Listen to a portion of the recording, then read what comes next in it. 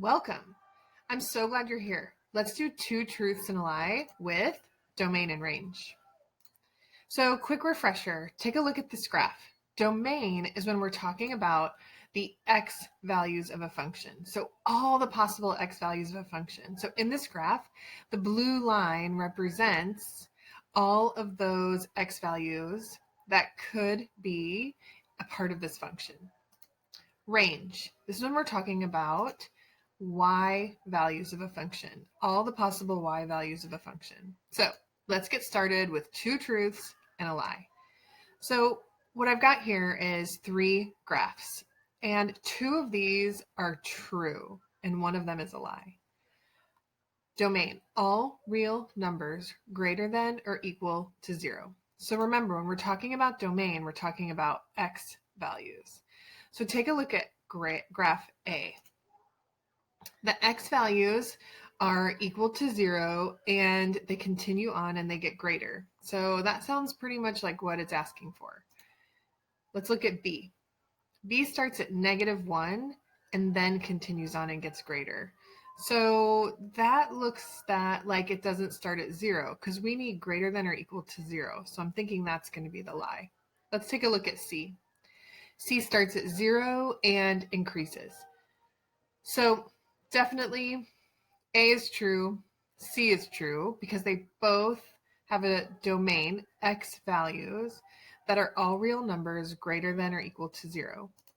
And B is my lie, because it starts at -1. All right, let's try another one. Range, all real numbers greater than or equal to 0 and less than 10. So we're talking about y values. So take a look at A. Remember, I'm looking for less than 10.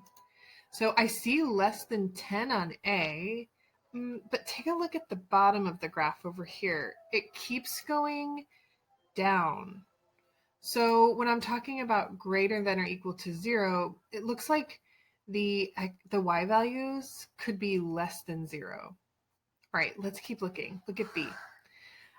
This is a negative slope of a graph, but let's still look at my y values because maybe the negative slope doesn't affect it, right? So I see my y values are greater than 0 and they're less than 10.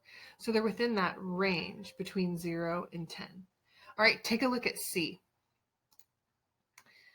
Okay, this is a positive slope.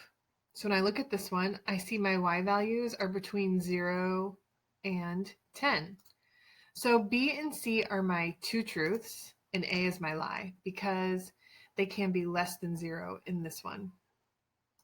All right, it's your turn for two truths and a lie with domain and range. Get out your paper to scribble, scratch some stuff down, take some notes, write down A, B, C. Take down some notes. You're looking for a range that has all real numbers greater than or equal to 0. So when you're ready to check your work and you've given your best effort, check using my answer key with this link.